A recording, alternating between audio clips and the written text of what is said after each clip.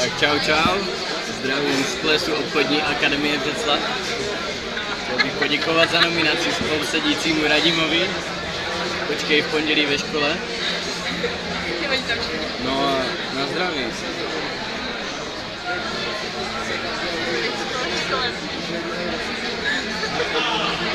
Tady se bude grcat.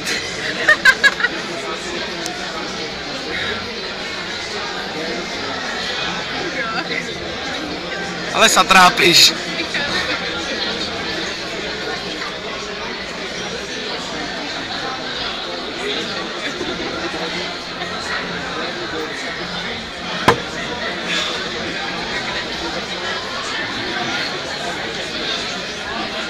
Slušná práce. Tak, první nominovaný bude Krištof Kouřil, takže zdravím tě ve Staré. Druhá nominace půjde na Valčickou, bude to Pavel Šagát.